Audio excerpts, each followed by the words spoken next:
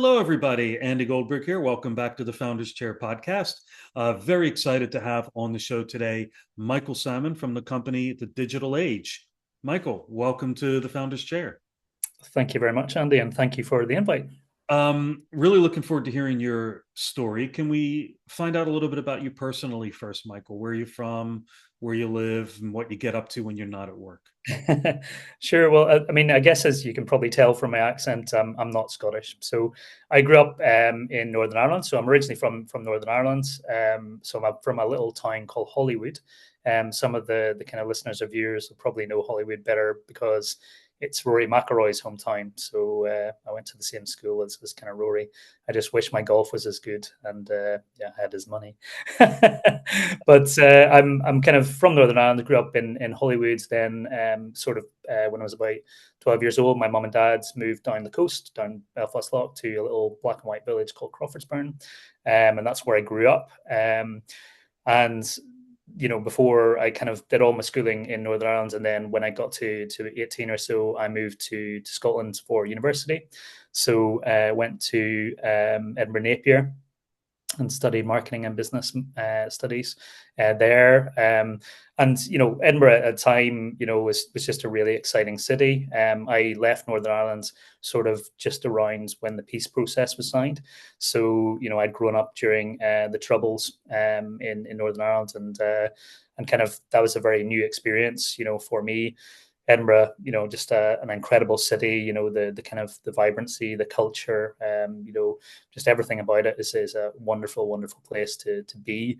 And that's where I met my then girlfriend and now wife, Laura. So we met in Edinburgh, and yeah, long story later, I'm kind of married with two children, living just outside of Edinburgh, a little place called East Linton in East Lothian, which is all down by the coast, very beautiful, very lovely, lovely place. Bit more about me. So I guess half my career has been agency side, half my career has been client side. And I've worked in lots of different industries. So I've worked in kind of tourism at Visit Scotland. I've worked in whiskey. I've worked in food and drink, in digital, in marketing and brand management. So lots and lots of different things. And that's kind of given me quite a wide range of kind of experiences and skills. And then, I worked in the later half of my career in agency side, as head of digital at a well-renowned agency here in Edinburgh. And then about 9 years ago, I got the opportunity to kind of start my own business. As you said, the Digital Age, which I would say is our Sunday name. It's our kind of company's house name. Every day we call ourselves Tada. TDA? So Ta-da? Tada, yeah, Tada. I So the thought big it might have been jazz TDA. No. hands, jazz hands agency revealed the Tada thing. Um, that's funny because on your website, yeah, it says ta-da, but I just read it as TDA. But ta-da is better because you have to use emotion every time you say your own company name. You do. There's an exclamation mark after it, so that's kind of a wee bit of a clue, but it does miss people by sometimes. So you led us nicely into the next question, which is this opportunity to start your own business that you mentioned. Yeah. Well, it wasn't really an opportunity, was it? It was you created this opportunity, but how did it come about, and what gave you the confidence to go into business for yourself? Um, I'd like to say it was planned, but it really wasn't. Obviously, I'd kind of built up quite a lot of experience in kind of working with kind of lots of kind of amazing projects and brands and kind of people. But I'd always kind of always kind of dreamed of kind of owning or doing something myself in terms of like I wasn't exactly sure what that would be. And the previous agency I'd been with had just gone through a management buyout, and they were kind of reorganizing, and there was definitely a role there for me. But at that stage, I'd been there for about 6 years, and I really started to question what I really wanted to do for myself. And I guess I kind of always saw like digital being a bit of an add-on. when I'd worked in marketing teams where kind of like digital hadn't been central to what they do. I'd read a lot of kind of research and read a lot of papers about people talking about the digital revolution, and this idea of kind of digital technology and being bigger than the industrial revolution. And I don't know whether that's true or not, but I really wanted to kind of have a business that had, I guess, technology and digital at its heart. And combining that with creativity, combining that with marketing effectiveness, in terms of return on investment. And I guess it started maybe as a bit of a leap of faith. I talked to my wife about it, over probably plenty of kind of glasses of wine. It's kind of, I thought to myself, there's got to be a better way of kind of combining these things. So I guess one day, instead of just muttering into my tea, I just decided to do it, to do something about it. And you mentioned probably confidence. I would say I started it really, and kind of like, I'm not sure there was a lot of confidence, if I'm honest. In working in agency life, I think it's quite common that you have kind of certain legal restrictions that prevent you from going after kind of clients that you had worked with before. Sure. I had full respect for the people who I'd worked with. I left on very good terms, and I guess the confidence to kind of, I guess, run a business came a bit later. That wasn't really a lightning bolt as such. It was more probably layers of kind of learning. And that's through, every client win, every positive outcome, every lost pitch. It kind of all added up, and suddenly you kind of realize that this amassed experience meant that you can, you are able to do it, not because somebody gives you a medal to do it, but it's just really, I guess, a summation of everything you've been through. Yeah, definitely. So, and then some people probably go into business not knowing that it can be hard, and so confidence isn't needed. Right? So why do I need confidence? I just thought it would be easy. But you just knew that, well, you didn't know what you didn't know, so you just Yeah, had to go find out. I knew what I was good at, and I knew that I had skills and experience. But running a business is a whole different ballgame. And I don't think anybody kind of sets out a training course of kind of running a business. And I guess you can have all the plans that you want in the world, and you can have a really solid business plan, and you can think about how you're going to scale and everything. But being responsible for that, being responsible for, I guess, your own salary, the ability to just survive, I guess, 2 years, which there are many scare stories out there about how many businesses fail, within 2 years. And I guess, with not being able to kind of approach or kind of work with clients you'd worked with before, it brings its own kind of, I guess, new business challenges as well. So yeah, I mean, it's certainly, it was a tricky thing. It was, not for the faint-hearted. But I guess, you at some point in your life, you have to have the courage of your convictions, and you have to try it and out for yourself, and to know, can you actually do it? And there's no, I don't think there's any shame in kind of failing. This is something that's an opportunity, for everyone to kind of just try and do something. And I've always been a trier, and and that's something that it's always been good. But certainly, is it tricky? Absolutely. Is it difficult? 100%. But is it worthwhile? Yeah, I think so. If you can kind of plan the right place. So tell us about your company. What does Tada do? Who do you do it for, and how do you do it?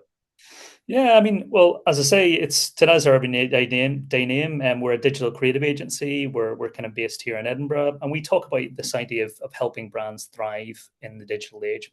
So we work with organizations or brands, and essentially what we help them to do is kind of, I guess, map out a roadmap of kind of where they want to be from kind of two areas. One is kind of maybe kind of the user needs, so the audiences and the people they're speaking to, and then secondly is the business objectives as well. So trying to balance user needs with business objectives. And we work with lots of different types of people. This is probably going against every bit of marketing advice I've always been given, which is about you have to niche down, or you have to find your specialism. And to be honest with me, that would bore me to tears. I never really wanted to be kind of restricted to a niche or a specialism. So we work with anybody from professional services, from consumer brands to charities to fintechs, lots of different kind of organizations in lots of different sectors to essentially help them bring their brands to life. And that can be through, various different things. It could be through a brand refresh, a new website, ongoing, UX support, or content that actually gets noticed.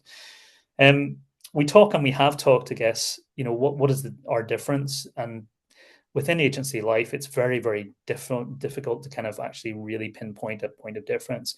We kind of work on this idea of kind of, three elements that kind of guide our work, one of which is creativity, one of which is effectiveness, and one of which is technology.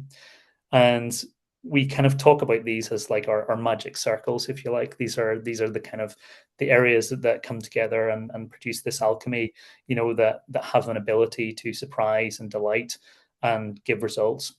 And it's this kind of idea of surprise and delight that pervades everything that we do as an agency. That's what we want to, we want every bit of work that we do to be surprising and delightful, to get it noticed, the creative thinking, in terms of an idea or a solution or design, the effectiveness because it gets results. But all of that in the digital age needs to be underpinned by great technology. And, it's this alchemy of kind of these kind of principles that I think have guided our business for what will be 10 years by November. And it's certainly served us well in that time. They're very contrasting skill sets, aren't they? Or occupations, technology and creativity. I Can don't know you if be expert in both? I think there's definitely a crossover because I mean I think these days if in this idea of the digital age, you can have creativity in tech. I mean, you only need to look today at kind of the new UI rolled out by Apple. It's a very creative exploration on technology. And there's various different kind of overlaps and overlays in terms of how you do things. And with many different, I would say digital touch points these days, whether that be on kind of watch or kind of phone or on website, there has to be creativity in technology. Otherwise, I don't think you stand out. Otherwise, I don't think you get noticed. Otherwise, I don't think you get remembered.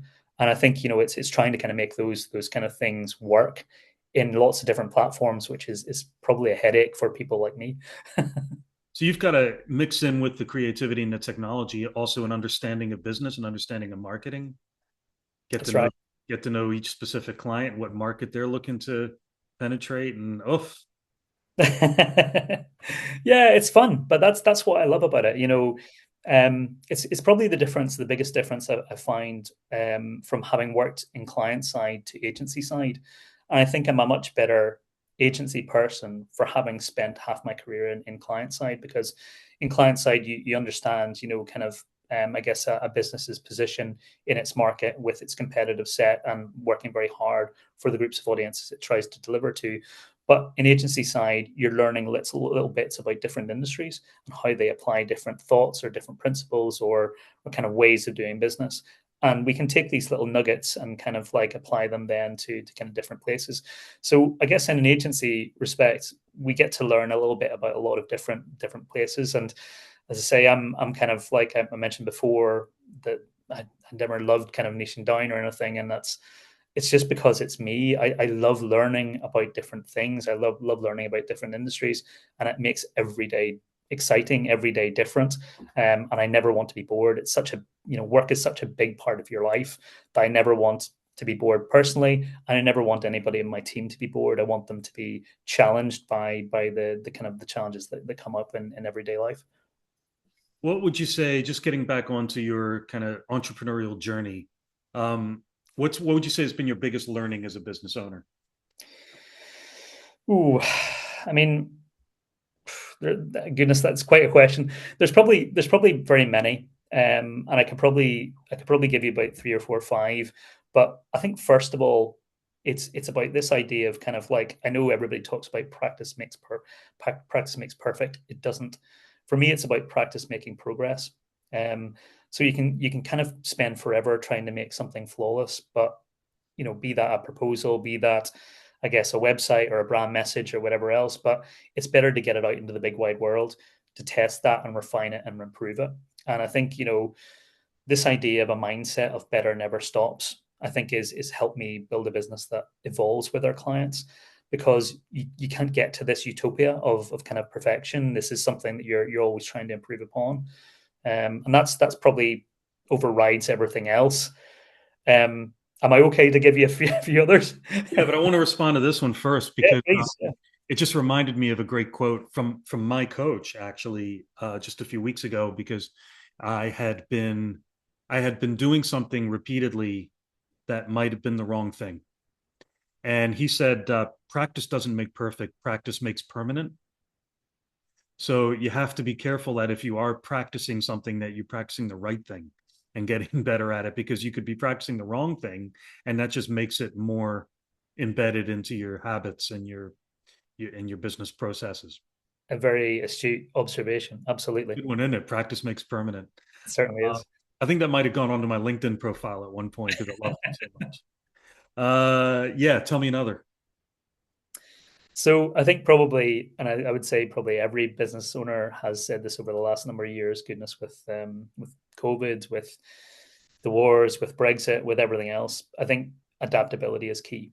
You know, I think one of the biggest lessons I've kind of learned is to be flexible. You know, markets, consumer needs, technologies change rapidly. The ability to pivot very very quickly is really important. You know, we went into COVID, and obviously, I'm sure same with lots of people. You had very quickly to change how you did business. You know, from one day to the next, and in our kind of world, that didn't just affect our business; it also affect our clients' businesses as well. And you know, trying to kind of make sure that everybody is now working online, hybrid working, that we're able to kind of come up with very quick solutions of getting clients' businesses online, of kind of managing that has been really really tricky. And then I'm sure we'll come on to it from a personal angle as well. I've had to be quite adaptable as well. Um, you know, so these are things that we have to kind of think about overall, and you know, it's been, I think you have to be adaptable these days. Another would be probably more practical cash flow management. But I'm sure I'm not going to dwell on about this because there's plenty more people, you know, better qualified to talk about that than me. But that's critical as a new business. And then something I've always found, because you know, I think in our business we're only as good as the summation of the people who work for us, is about making sure that we are hiring for the right attitudes. You know, within our business, you know, we have a variety of different skills, everything from UX to content to design to development to social media people. And you know, there's lots of different skills, lots of different experiences there, but they're really good if you have the kind of right attitude. You know, building a great team, you know, for me means prioritizing mindset first. You can Yeah, kind of teach skills, you know, but a positive attitude, great work ethic, and alignment with your vision. If you don't have the right mindset, they're really hard to instill. And I think it's trying to kind of make sure that we're identifying people with that mindset. yeah, you can teach people mindset too, but that's a lot harder. You might as well just hire people with the right attitude from the start, right? And so makes it a lot easier. And then Yeah, teach. you're not always. Sorry. No, go ahead. Oh no, I was going to say there. You don't always get it right. We certainly haven't always got it right, but I think we get more right than wrong. And you know, it's trying to kind of make sure that becomes part of the DNA of who you are as a business, and kind of like making sure that the evolution of your business continues, you know, in that vein. So yeah, I think that's great. And then last one, promise, is about building relationships, not transactions. You know, and I think for us, some of our best kind of opportunities and our best kind of situations have come through really good relationships, not sales. And that's kind of, you know, whether that be customers, employees, or partner agencies that we work with. You know, it's about kind of investing that idea of kind of trust and collaboration. You know, that creates loyalty and opportunities. I think that probably transactional thinking can't really create. Great learnings. Great five points to take away. No, perfect. Thank you. Pearls of wisdom. Words of words of wisdom, and that words of wisdom come from experience, like from having not done these things for sure. Like with learning from the, which leads me to my next question, which is what has been the biggest challenge during the years, and how did you push through it, and did you have help?